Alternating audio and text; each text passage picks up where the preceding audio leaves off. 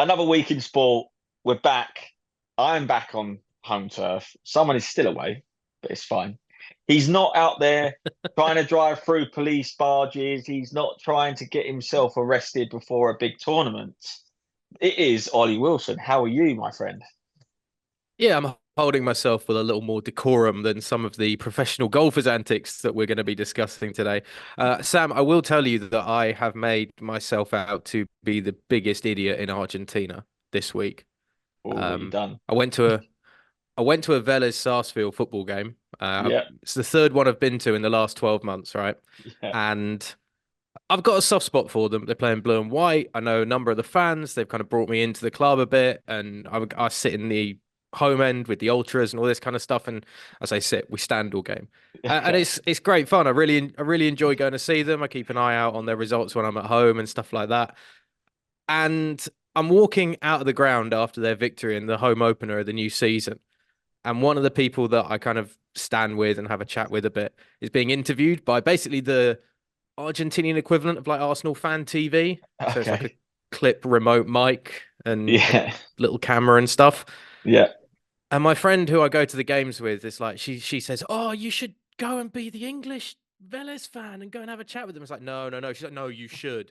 And in that wonderful authoritative way that only really a woman can do to a man, she grabs me by the hand and drags me over to this camera and sticks me right in front. So I say hi to Diego, who's my mate, who's being interviewed at that point, and then the interviewer's like, "Oh, Vélez." I'm like, sí, Forza Vélez, no, azul y blanco. And then we have a 40-second chat with me doing a Joey Barton style Spanglish No. accent. Oh yes. Yep. I need to see it. And I need to see it. that is on the internet somewhere, and I have not yet watched the whole thing through. I've been sent a video of it. My boss here in Argentina found it and messaged me about it and was like, "Oh, you're at the Vélez game where you found this." Oh, I'm such an idiot, mate. I We're am finding it. such an idiot. We're finding it. We're finding it. And insert now. ¿Sabes inglés, Elsa? Hola, buenas. So. What, Where are you from? Londres, Inglaterra. Londres. Sí, Why sí. are you here? Ah, Fosse Vélez, ¿no? For Vélez. Yeah, sí, sí. Your friend? Sí, mi amigo. And how you see the team? ¿Vives club en Argentina? Sí, sí. Vélez. Vélez, of Vélez. course, yeah. Vélez nomás. Azul y blanco, ¿no? Azul y blanco. Fosse Azul y blanco. Do you like it? I love this place, man. It's real supporters. It's not money, it's not River, it's not Boca, blah, blah. It's proper fans, proper football. I love it. Describe Vélez in one word. My heart. Thank you. Yes. Thank you very much. This is what's going to have to happen. Honestly, it's We've got to it's see so that. bad. The worst thing is, right, is because I'm being dragged up towards this camera and I'm like in that nervous stroke. I don't really want to do it, but you're smiling because it's been a good evening and stuff. Yeah, yeah. And all you see from the camera shot is because it's also a bit low down. And I'm a husky gentleman, shall we say, Sam? So it just looks like the smiling, gormless British idiot waddling up to the camera in the background before this interview begins, and Amazing. it's a low point. I tell you, it's a real low point. So I want to know if you've done anything like that outside a football ground, obviously, or any sporting event where you've gone, "Why am I doing this?" You must have had an interview question or something like that, or answered a question to somebody and then just thought, "What am I saying? What am I doing?" Because I need to share Well, in my humiliation with somebody. yeah, it weren't me because I'm not doing that, mate. Especially with an accent like that. That's not happening. That's for sure. Definitely not put myself in the Joey Barton category for that reason, anyway. But you got dragged up to the camera. I'll tell you who else was getting dragged up to a particular camera, but it was in a jail cell.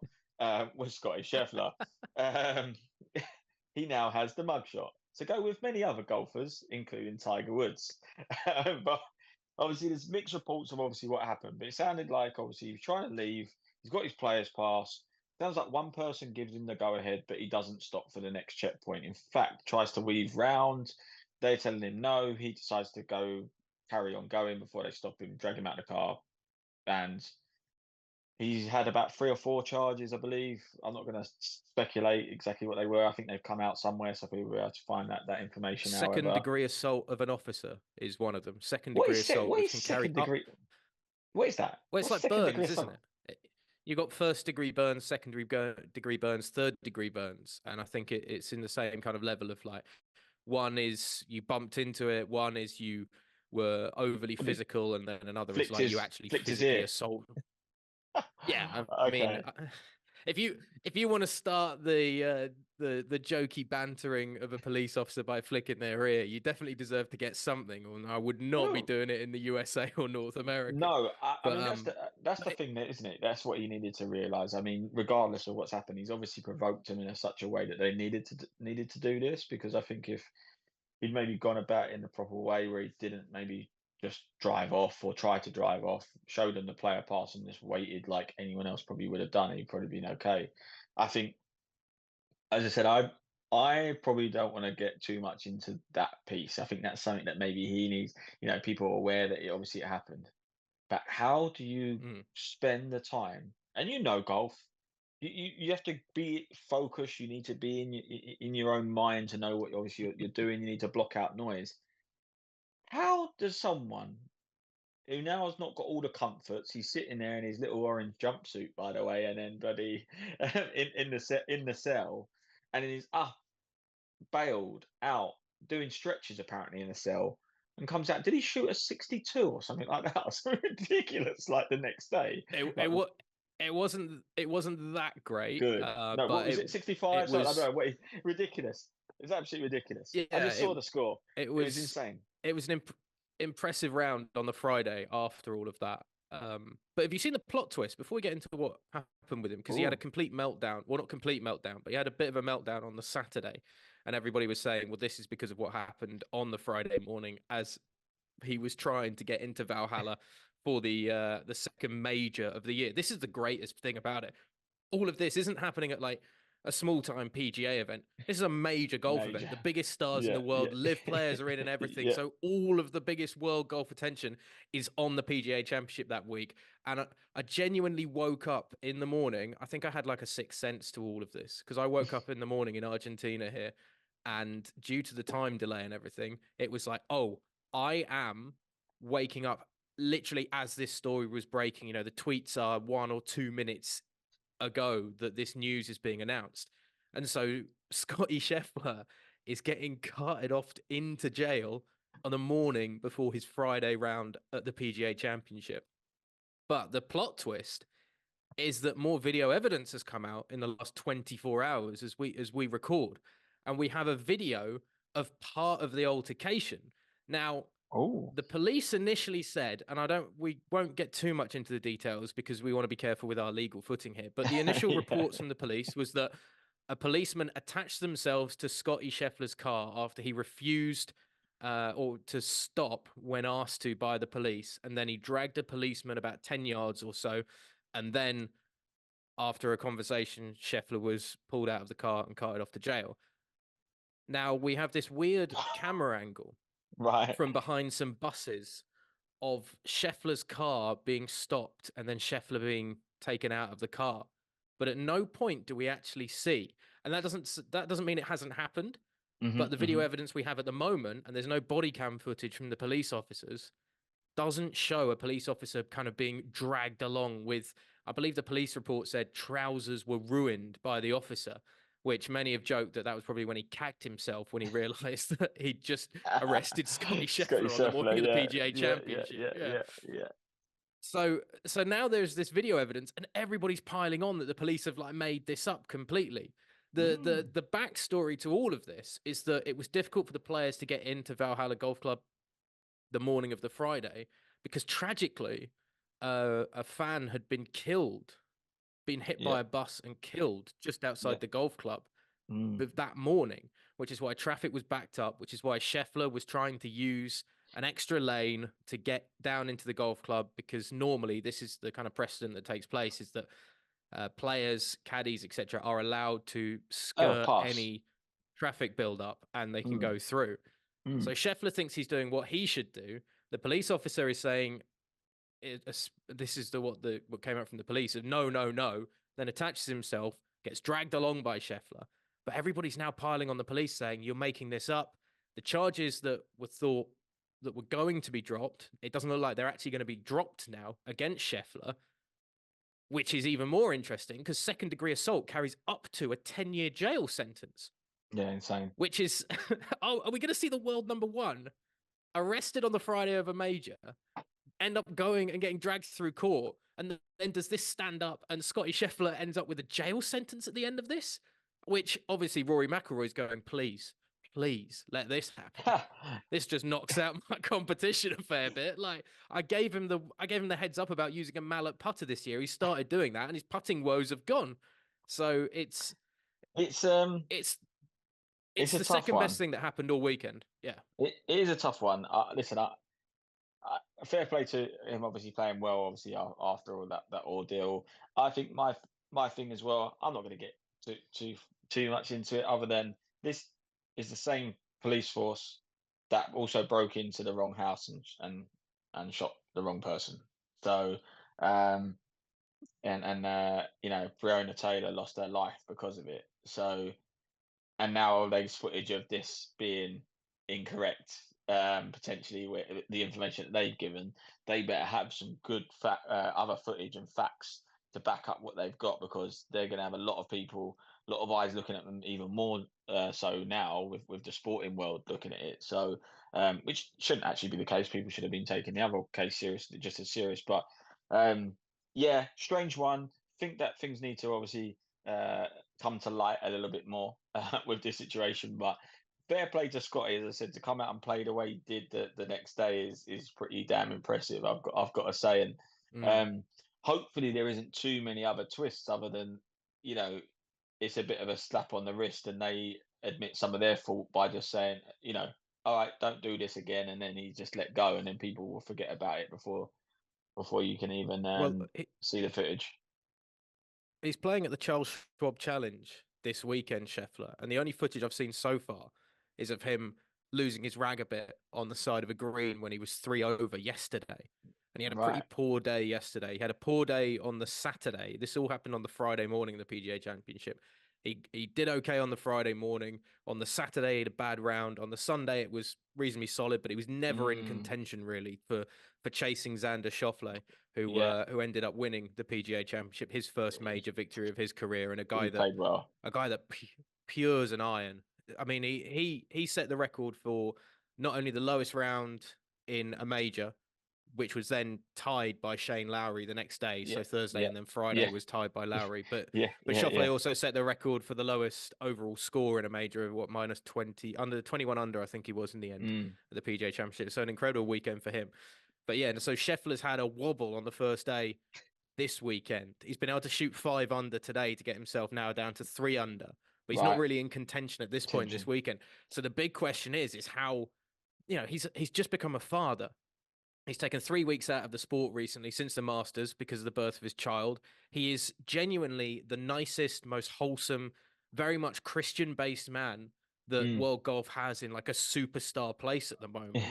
Yeah. But whether this actually will affect him going through the rest of what was set up to be in his first part of the season's play, and obviously getting his second green jacket this year at the Masters, is this going to affect him in what is 2 pivotal months coming up, with the next 2 majors on the horizon of the US Open and the Open, obviously at Troon up in Scotland coming up in July. So he could be rattled with obviously everything going off the course with being a dad and balancing that really badly by this.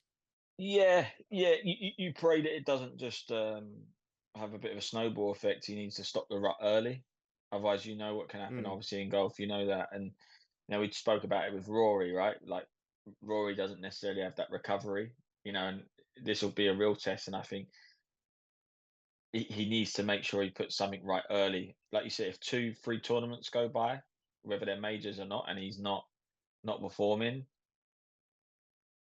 do we see coming off that number 1 spot? Probably, because it's pretty hard to come back. That's the thing.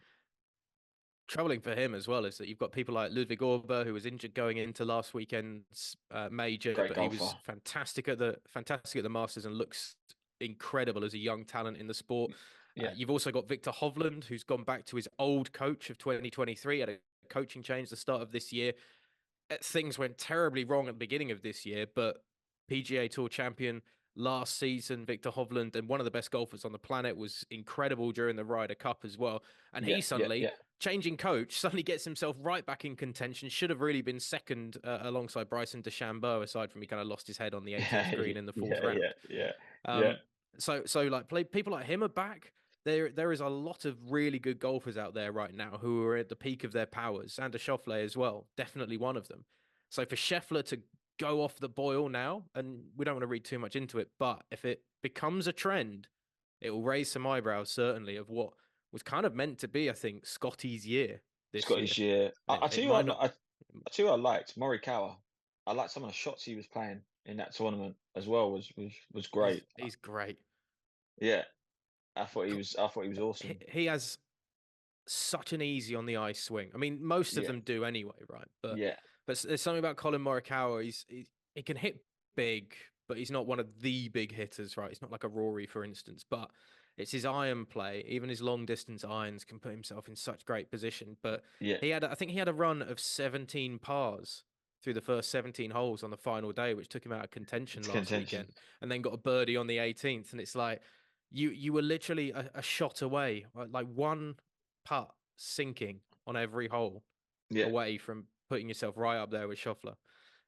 So he's been having a good year as well, to be honest. He's been playing well.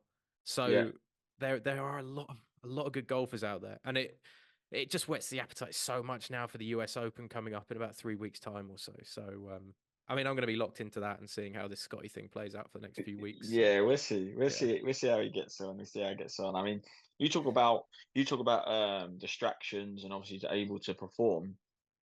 We saw Tottenham have a cup final, and a week before they get rid of Jose Mourinho before a cup final. The cup specialist, they got rid of Jose. So he's out of contention. The players obviously have to be a bit like, okay, what's going on there? And they have that in the back of their mind. They're going into the final. Man United have taken a slightly different approach here, and some information has been leaked that no matter what happens in this FA Cup final, whether Man United win it or not, that Ten Hag is going to be sacked. And the links have already started about who's going to be the new manager. And this is all before the FA Cup final. There's two parts to this. Why do you think they've done that? Is it the right approach, so that people can start talking about new managers? But secondly, I'm not saying you've got hope in hell, by the way, winning this game against Man City. I think it's not gonna happen. But if in the upside down world that Man United somehow pull this ridiculous miracle off and win, he won a trophy last year, and he'll win a trophy again this year. That'll be trophies back-to-back seasons.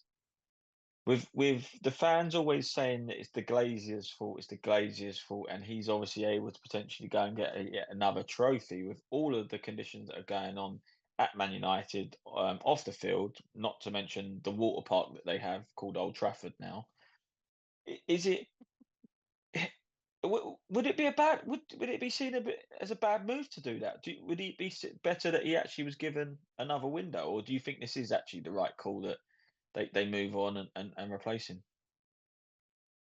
I don't disagree with if you've grown tired of the dysfunction that has been around the Ten Hag dressing room. And let's face it, there are a lot of players who have had a lot of fallings out since Ten Hag came into Manchester United, with the club, with hierarchy, with Ten Hag himself, and the apathy that has been shown on occasion with the effort levels, etc.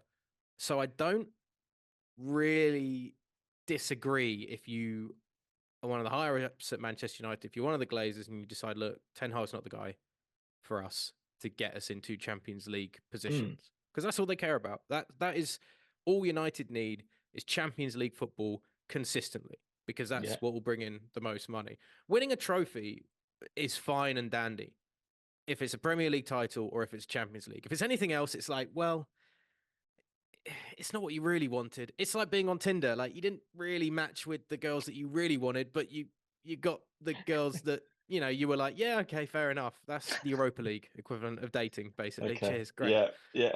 Okay. I'm just trying to break it down into like the thought process behind it. Thankfully and hopefully my Tinder days are a long time behind me. Yeah. But this is not the worst thing for United to have either going into this FA Cup final. Yeah. Like you just said it yourself. Snowball chance in hell of beating this City side in a all Manchester FA Cup final. So why don't you put this out now, and then when you lose, oh well, the players were unsettled because that information was leaked.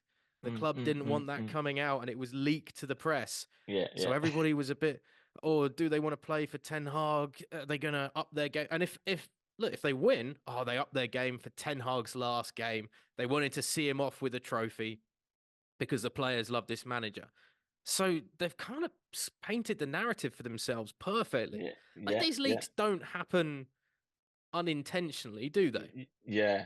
At most levels, people are given information for various reasons through various back channels. So I just think they've done a very good job of hedging their bets, whatever happens in this FA Cup final.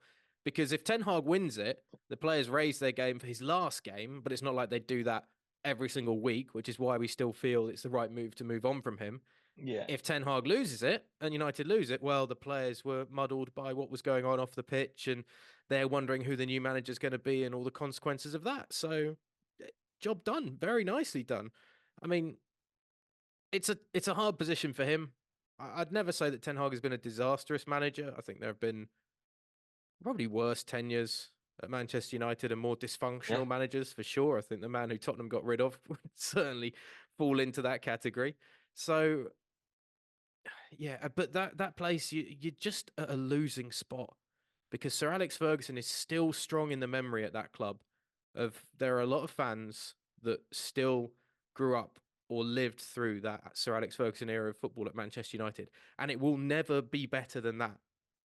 Whatever happens to that club, it will never be better than that. So there's always a clouded judgment of, well, it's not what it was. So every manager's up against kind of the firing squad almost straight away if they can't get back to that sort of level of achieving. He built something though, Ollie. I think was it 20 years that Fergie was there for? Was it 20 years? He's got 13 Premier League titles in that time. Fergie wasn't just Fergie wasn't just involved with what was going on the pitch. He obviously had heavily influence off the pitch. And he put together the recruitment teams, the coaching teams. He helped basically put people in the canteen and had an influence on not necessarily who's on the board, but certainly it did have some influence on what they could and couldn't do, and how much the influence they'd have on what he does on his day to day. So he's obviously built that up, and I've always said since the day he left, when Moyes got rid of a lot of the coaching staff, I thought that was a big mistake. I felt like he could have brought in a couple, like he brought Steve Round in, and he could have brought in one or two more, but you don't gut the whole thing that has been tried and tested and obviously competing for all that time. So I feel like anyone that does come in, should be given that opportunity to do something similar, but they're not. Ultimately, we've now got a new or part owner in Radcliffe, and he obviously wants to change things because he's a Man United fan. But at the end of the day, he's only got 25% share. A lot of it is still the Glaziers, so they still want to have total control.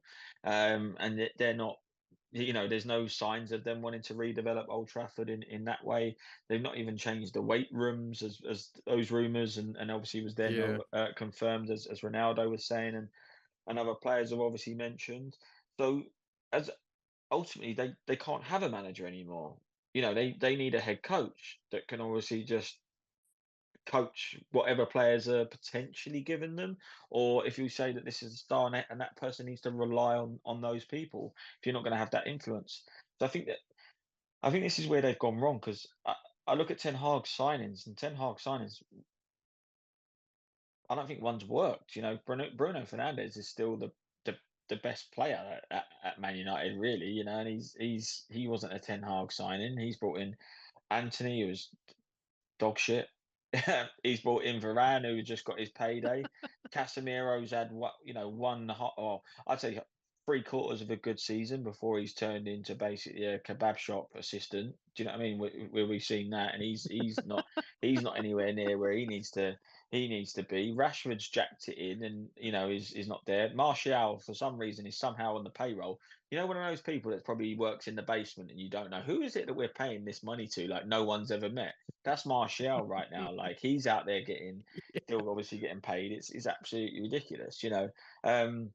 Martinez, the Getting butcher. a real insight into your team talks, by the way, here. So Yeah, real insight good. into how Just you so you address know, your football team. Yeah, 100%, 100%. Yeah, there's a few more extra words that I put in between, but yeah, these players ain't turned up. Like we're still playing Harry Maguire. Like you can't go into a league season where you've not been able to put together a squad big enough or good enough to avoid having Johnny Evans and Harry Maguire as your centre back pairing throughout the season. Oh my God. Mm. So you've got he has to take some responsibility because he's obviously said that it was okay and he was prepared to sign Johnny Evans to a year deal is crazy. There was plenty of other players that gone. It's only towards the end that he started to put some of the youth players in. And part of me was like, did he do that because he just knew it was the writing was on the wall anyway? That you might as well give these guys a chance. He kept talking about Arsenal from our first game that we had with them. Every press conference, he was still talking about us, and he was like, "Oh, we could have won that game." I'm like, "You didn't." And we're fighting for a championship, and you're fighting to get in Europe, mate. Like, and you can keep your job. All the wrong things. So he hasn't got the mentality for me. The English game. They need to go and get another manager. They've got it's a mess. You've got Chelsea on the other hand, who have now got rid of their manager. These two teams, big teams in the Premier League, are going to be chasing after the same targets. No, neither of which those jobs are attractive to me. I'm sorry, Chelsea Poch has grafted to get them to where they finished. I couldn't believe when I saw they were, in fifth, sixth place or whatever it was, sixth, seventh place, coming up the table the way they did. He got them going. It showed a bit of here's a good coach. He's starting to get the best out of this. Actually, why don't you back him with a couple of players that he wants? Oh no. I'm the owner. I want to be involved. I like my shopping list, and I know more football about football than you. That's the situation that's now being created at Chelsea. So you've got two teams that don't want to have someone actually in charge of the football team. I find that amazing. The Ten Hag one, I look at and think, I don't disagree with some of the signings that have been made by United, even like, Rasmus Højlund coming from Atalanta. And there was a wonderful thing I saw on the internet of like, Atalanta fans laughing that they were able to sell Rasmus for 70 million euros and then still go and win the Europa League kind of thing, which we'll come on to in a bit because we need to talk about Atalanta very briefly as just for various reasons and their success this week. But I do think, as we touched on last time when we were talking about United, a lot of it comes down to just a dressing room that needs an attitude shake-up. And if the attitude goes stale with the manager, it's very difficult for Ten Hag to be the guy to get people rallied again. And I definitely think that if that becomes the case, as we touched on with the example for NFL fans with the New York Jets of bringing in Robert Saleh, who really is Robert Saleh, right, is like a drill sergeant. He's an old school head coach who walks in. He's big, he's powerful, he's intimidating as a presence physically. He obviously is absolutely jacked. And I do think that helps, by the way. Coaches and managers of various sporting clubs that are absolutely jacked get more respect from the players because the players go, well, you're working out probably as hard as we're working out and you're much older than me and you're my boss. So I'm going to be a bit intimidated by you. And he has got rid of those negative attitudes around that Jets locker room and done a great job of turning them into what you would genuinely call a potential Super Bowl contender going into this year. We'll come on to that, I'm sure, in a few weeks' time. Yeah. So United needs somebody like that to come in and actually shake it up and get some pride restored in that dressing room about the club. Yeah. It's very difficult to restore pride in a club which, off the pitch, with the facilities, the stadium, etc., clearly doesn't take any pride in itself anyway and is just a cash printing machine for the Glazers, which has frustrated United fans for so long because they want to run it as a business rather than run it as a football club, which is the problem with almost Issues. every football club in European football and any big football club anyway, is that everybody at the top doesn't see it as the sporting achievement. They see it as the business at the end of the day. And it's hilarious talking to Argentinian football fans here, talking about which is the bigger club, Arsenal or Chelsea. And I will still, because of the time I grew up, will always consider Arsenal a bigger football club. But Chelsea have more trophies during this time. So they all go, well, trophies are what makes a football club big, and Arsenal don't have enough trophies, so we see Chelsea as a bigger club. And I'm like, yeah, but they bought them with the Abramovich money and everything like that. We can get into that in another day. But they don't see that. So, they don't see that, do they? So United don't have that, and that's what they need. They need somebody to come in and completely reshake the system on and off the pitch and the dressing room. Amazingly, Chelsea have just taken the guy that in the middle of the season has done exactly that. One loss since mid-February in the Premier League campaign, dragged them kicking and screaming up the league after so much pressure was heaped on him about the £1 billion balls ups or whatever they're called by Gary Neville. They win the last 5 games of the season and Chelsea go, cheers, Poch. It's not been good enough this year, which is insane. Because if you look at his track record in the Premier League, Mauricio Pochettino did the exact same thing with Tottenham. Took a side that had struggled under Andre Villas-Boas to have any real kind of confidence in itself and any real style or attitude that was needed to succeed at the Premier League level. And he took young players, developed them, which is kind of what Chelsea want to do with a number of the young stars that they've got. They've just signed Estival from Palmeiras. They've got Kendry Páez coming in as well. These 2 youngsters that will be entering the doors of Chelsea in about 12 months' time or so.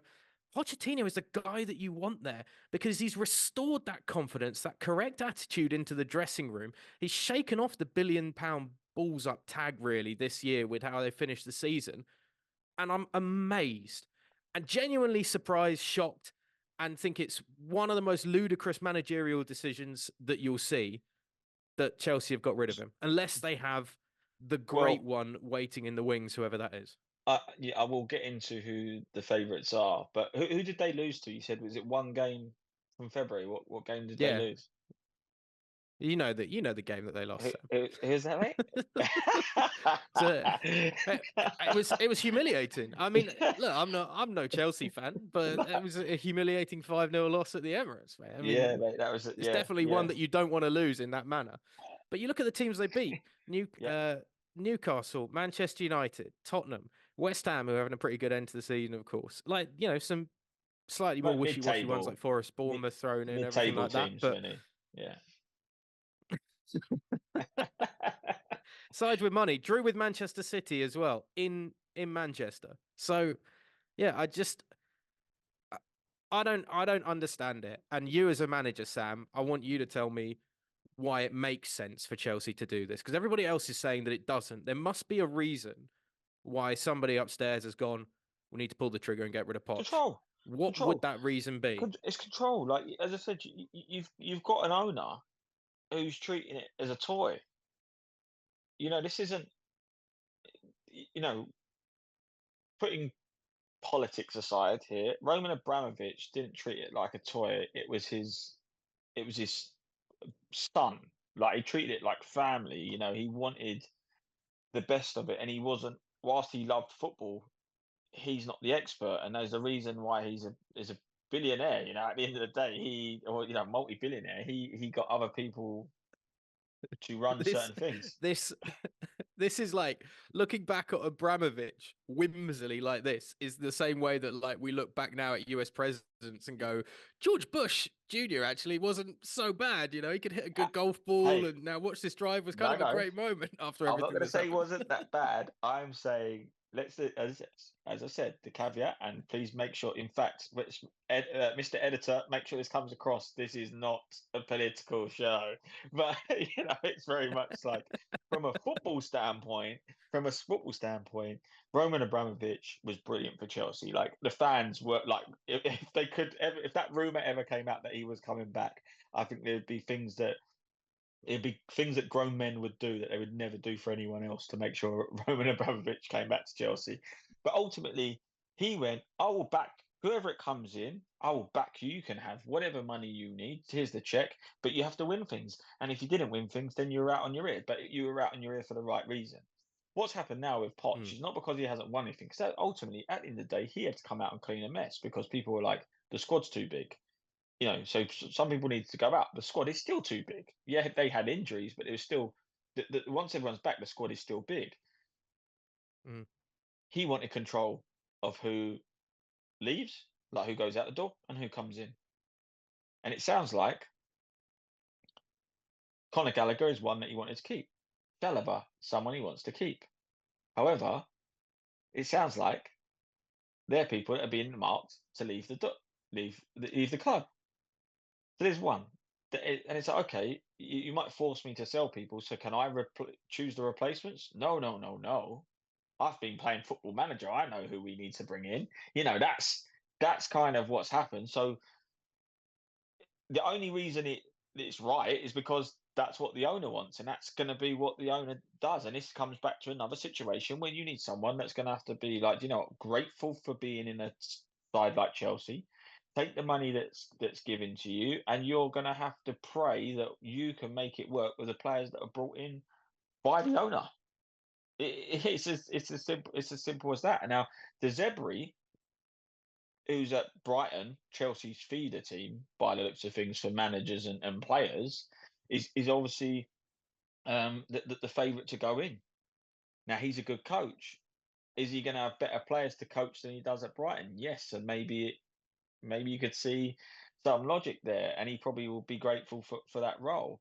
You got I just look at Kieran McKenna, obviously is being looked at and being touted at from Ipswich, but he's also being linked to the Man Wild. United job, which is crazy.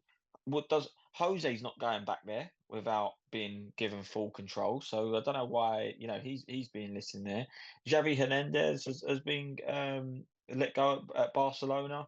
And wants to potentially get back into it straight away. But again, I don't think these are the people that are going to take that role. I think it's got to be a young coach that's, as I said, is grateful. It's not the right decision for me with Poch. It's ludicrous getting rid of him for what he's done in that turnaround. And you should have backed him. You're in a fortunate position that you can spend this money, and you've done all the loopholes under the sun. You've sold the hotels to a company that you own, so that money is not lost. It just comes back through, but the club can do whatever they want. You've got people tied to 8-year contracts, all of that sort of stuff. You've put yourself in a great position to give the manager the reins, and I'm conscious that they're going to be in a similar situation. Here's a bit of progression, and now you've got to take 2 steps back on the rebuild. I'll tell you what's going to happen, Ollie. Before I let you run with this as well and run on to the next subject. Here's what's going to happen: the Euros is going to happen, and it's going to be 2 or 3 players that we wouldn't expect, as they always do at tournaments, to be really good, and Chelsea are going to buy them, and they're going to be dog shit. Yeah. And then the manager's going to be like, oh, these are not my players. And then all of a sudden he gets sacked. And then it'll be the next person up to see how many times we can throw some shit at the wall for it to stick. I do love a major international tournament combining with big football clubs in strife, when you just see somebody in that boardroom licking their lips with dollar signs in their eyes about various players that may never do anything as impressive as what they put on in like a 3-week period on the international stage, particularly in a group stage, which is muddled with pretty dire sides at the international level when we're talking about the expanded Euros. And obviously there's a Copa America as well. Chelsea have their scouts out in South America. As I say, they've got Esteval coming and Kendry Paez too. And there will be people eyeing up the next great wonder kids potentially at the Olympics. Also, the under-23 squads that are going to be coming into Paris. And people will be eyeing up the Argentinian side in that competition and seeing who the next great wonder kids are coming out of this nation too. So it's... yeah, foolish mistakes will be made. There is a name, actually, and this is a really niche one. A chap called Marcelo Gachado, who was the River Plate manager who took them to their last Copa Libertadores win back in 2018, took them to the final in 2019, and basically was able to turn the same side pretty much with over and over again every year into a highly competitive footballing side at this level.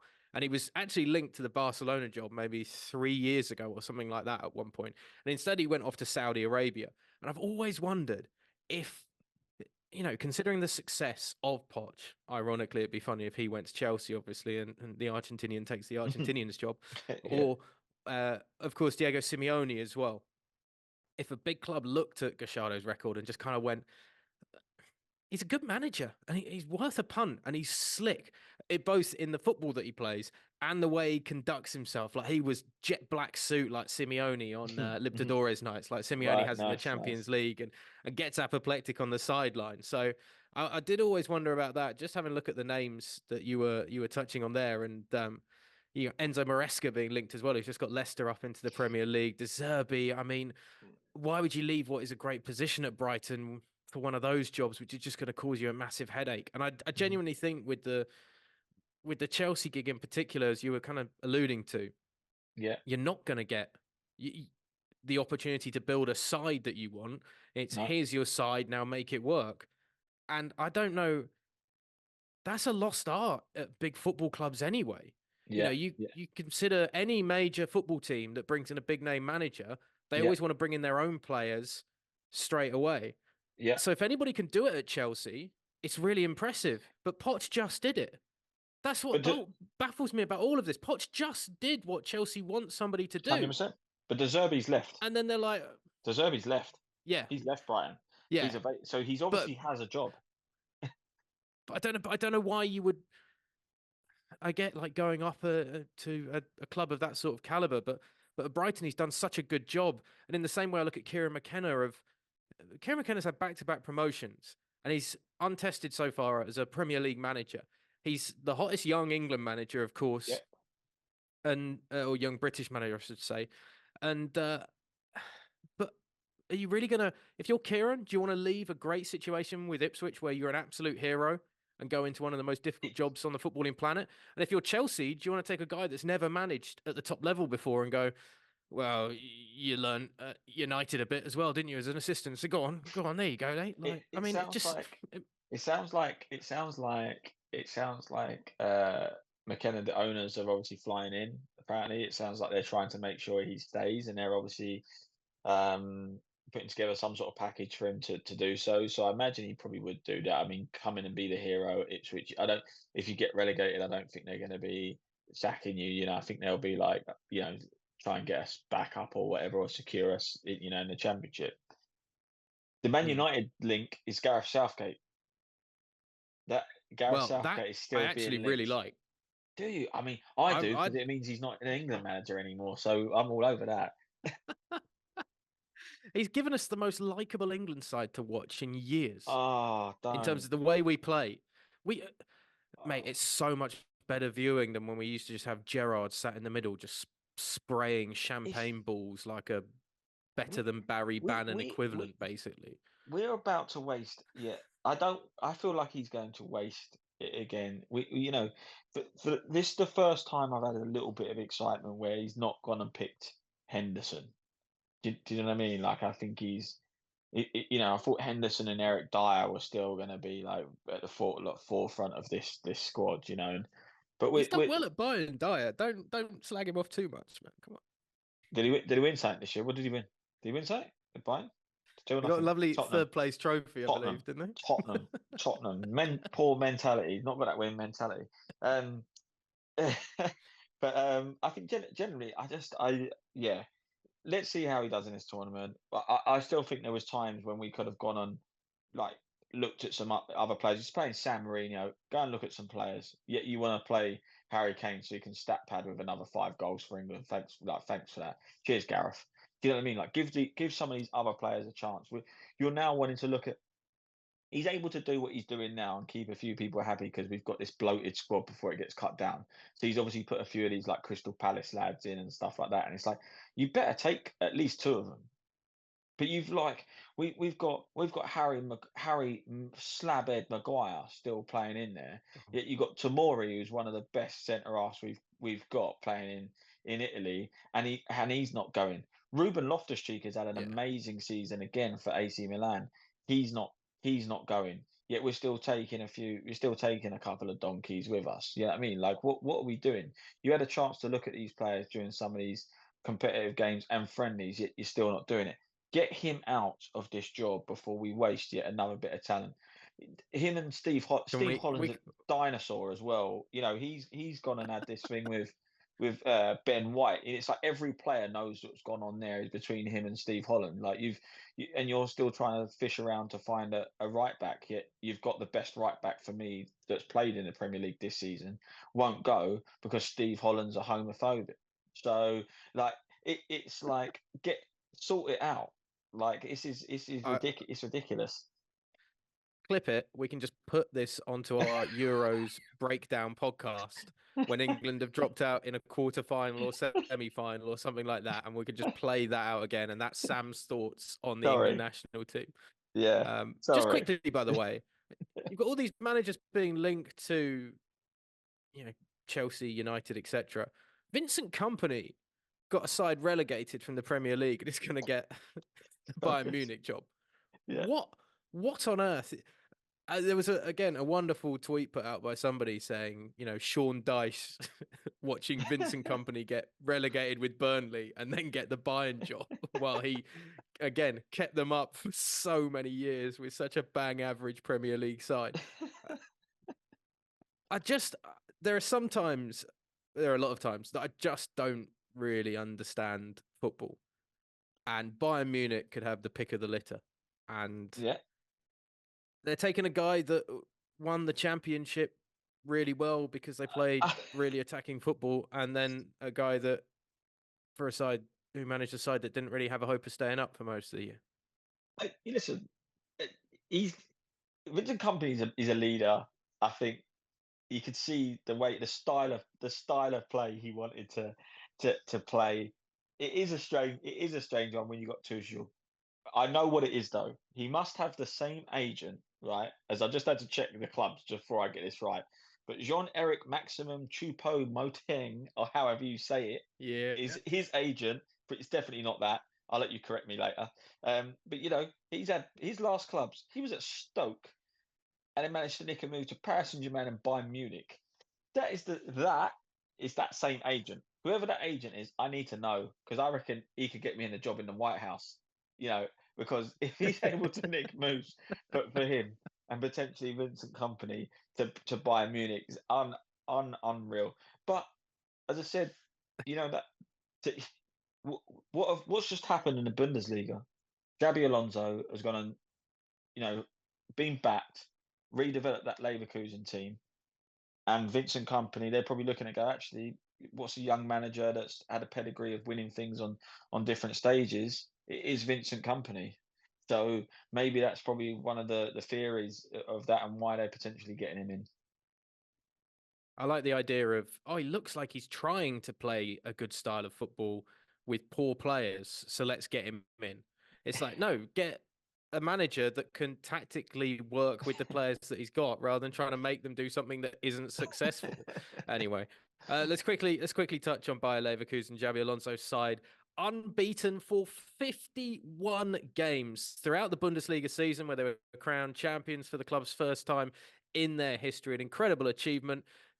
They've got the German Cup final coming up this weekend. Obviously, unbeaten throughout that competition. Unbeaten throughout the Europa League until they met the side that have only had any real recognition from an English footballing viewing public, particularly the casuals of European footballing fans, until they beat Liverpool in the Europa League this year.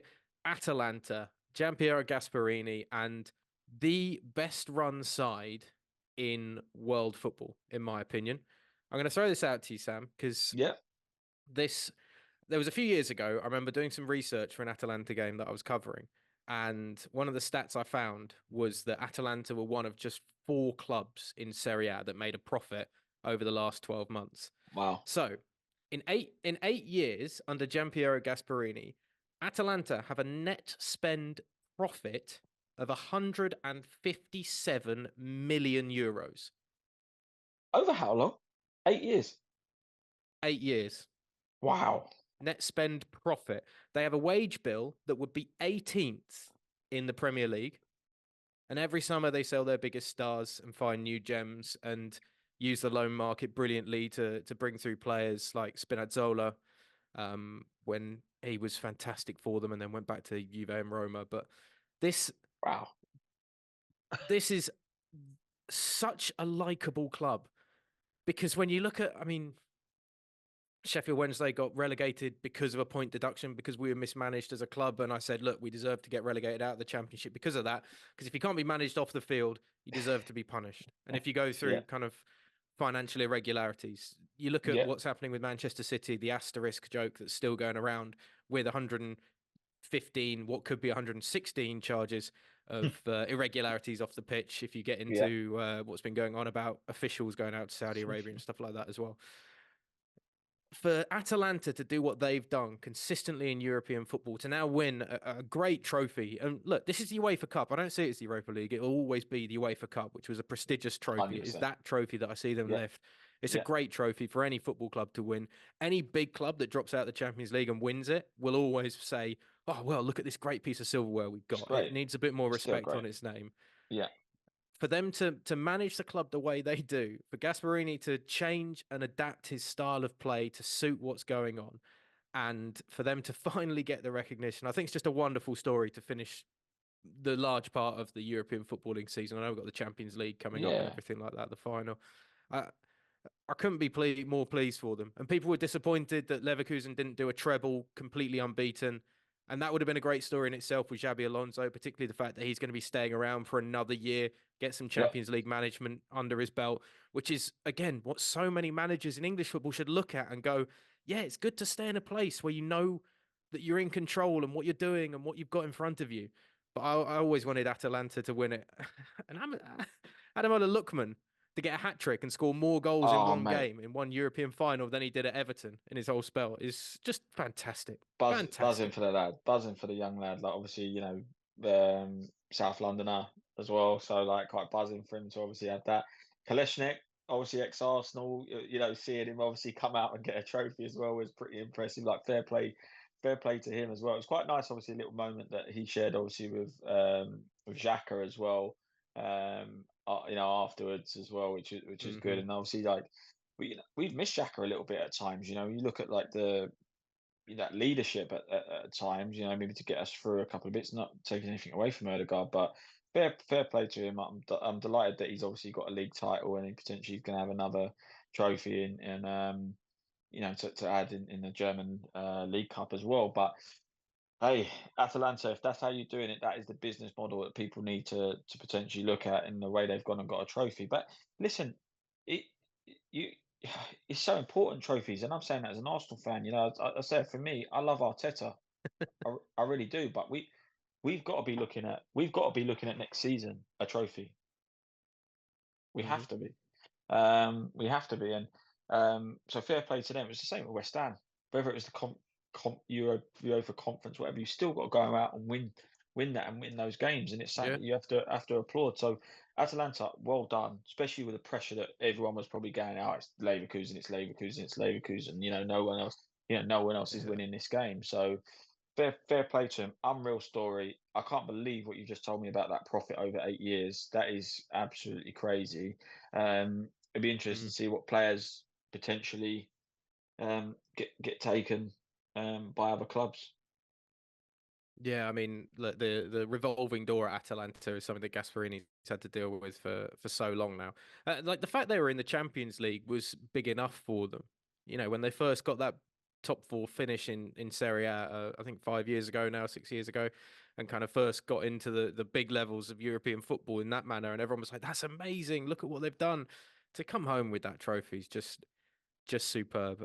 Just quickly, by the way, Sam, £160.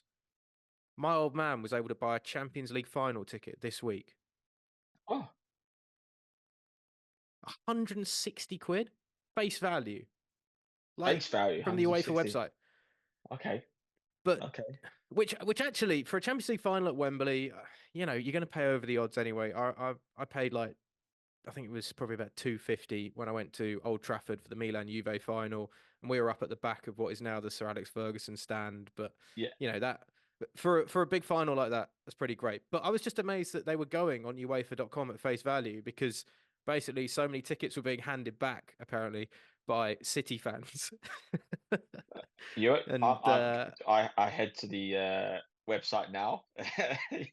all right, that'd be quite good if you could buy a Champions League final ticket at face value live on the podcast, mate. That would be a very strong way to wrap it up. While to you're doing attempt. that, while you're doing that, by the way, which it just blows my mind though that there were so many people that were like, "Oh, it's gonna be City, it's gonna be City," and then they were all just like, "Oh, well, I don't want to take up my option on the ticket that I've kind of reserved for myself, so somebody else can have it." And hopefully, it's going to be an absolute cracker in 10 days' time? No, just over a week's time. But Yes. finally, it's the Monaco Grand Prix this weekend, Sam. Very All quickly, we should big. touch on that. Big, yeah. Have you seen the McLaren livery that they've done? Yeah, yeah. It's so good. I love it. The green, Absolutely the love it. yellow, and the dash of blue. Yeah, it's unreal. So good. It is actually so good. It's the 30 years, obviously, of since Ayrton Senna's tragic passing at Imola in a crash that robbed us of even more greatness than he'd already shown. But one Yeah. of his most iconic moments came at Monaco when he just ragged it around the streets. If anybody's seen the documentary Senna, and they have the full lap of him in that McLaren MP4 driving around the street circuit of Monaco, which is the toughest experience that a Formula One driver will ever have. There is, without a doubt, it is the best race in terms of being the jewel in the crown of the Formula One calendar. I just do not care about Las Vegas. I do not care about Saudi Arabia as those street circuits that have tried to come and go for the king. And they've missed. They've completely missed because nothing is like Monaco. The fact that we've had moments like Kimi Raikkonen going into the barriers, crashing out, and walking straight down to his yacht and just sitting on a yacht as the race is going, rather than going back to the pits or anything like that. The fact drivers, you see them walking home to their apartments and houses that they have in the hills around Monaco, tax haven. It's there is absolutely nothing like it. It is such a boring race most of the time on the Sunday because overtaking's so difficult, particularly in the wide cars that we have now in Formula One. The new regulations that are coming in are going to narrow them again, which is hopefully going to be better for the experience of fans. But I do think it's so good because it's like 72 laps of can you stay that switched on for an hour and a half at the peak level of concentration, because so many drivers just can't. And it's such a tough test for new drivers in the sport that have never really experienced anything like that unless they've had the chance, obviously, in F2 and F3. I think it's great. I love this weekend, even if it is potentially one of the more boring races you get on a Sunday. Saturday's intense, and just the aesthetic of it is phenomenal. It is, but I've got to say, like, people don't want to. Some people said they don't know if they want it on the calendar because you don't have the excitement of overtaking. But it is the peak. Monaco is amazing. Like you say, people need to realize it's something that's going to forever be kept. It needs to be kept. Like you say, it's that prestigious sort of, especially as it's a weekend. It's not like a one-day event. You got to remember that with Formula One as well, and obviously the iconic sort of street circuits. I don't really want to lose those. So I think it will be fun. Verstappen's practice wasn't that great. Obviously, the McLarens did all right, and so did Ferrari. So, and to be fair, Mercedes was up there, so it could get tasty. As there are some knocks and there crashes, and people will lose their car. We already seen Verstappen previously hit barriers, so it'll be an interesting race. I'm looking forward to obviously still watching it. Is Monaco still at the end of the day? Listen, when the schedule's put out, people look for Monaco. We look for Silverstone, but people always look for Monaco. People are always gonna look for that race. So I'm looking forward to, mate. It'd be good. Hopefully it's another change. It'd be nice to see the McLaren or someone different. But yeah, if we could see McLaren get a win this weekend, it would be pretty tasty and pretty fitting. I think that's the thing when you mentioned there, people want it gone because there's the lack of overtaking. And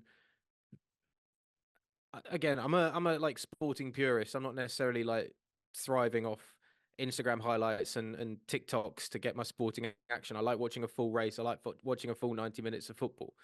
And when you watch a full race at Monaco, it's not about, oh, is there any overtaking? It's about recognizing how difficult that is for the human driving. And I think that just doesn't get appreciated enough by the new influx of Formula One fans that see races in Baku and go, oh my God, look, loads of overtaking, loads of action, action, action.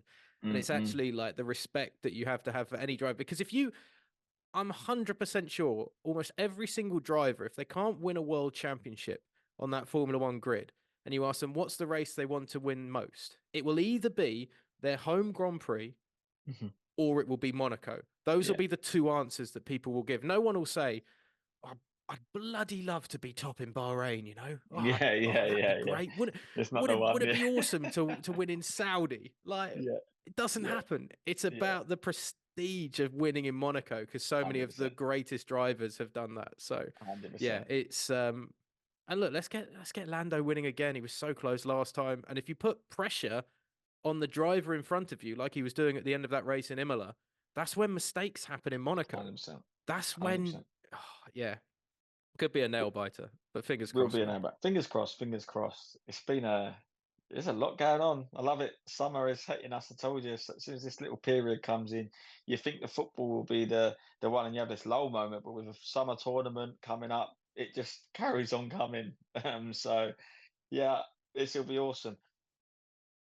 One last point. We're not going to go into it, but I'm just letting you know. Did you know that Fanatics are trying to sue Marvin Harrison Jr. because he didn't sign his deal? But apparently now he's signed his actual rookie deal. It is actually in his contract. Apparently, paragraph 4, page 6 says that obviously your shirt will be sold by Fanatics. So he signed it now. So hopefully they don't continue to sue him and they will make their money. I was hoping that holdout would last a bit longer, to be honest, to get you on the edge of your seat a bit going into it.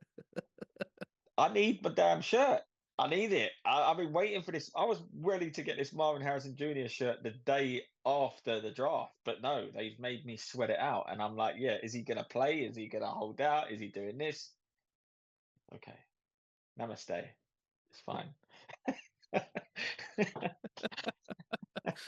And on that moment of zen, Sam, I think that's where we should probably leave it for this week, mate. It is. You can follow Sam. Sam, where are you on Instagram and everything, mate? At UK Samo. Nice and easy. Boom. Done and dusted. O_J_Wilson. Give us a like on YouTube if you've been watching this. Give us a subscribe on the podcast and any clips as well. Keep in touch with us and we'll be back next time for another week in sports. Until then. Peace.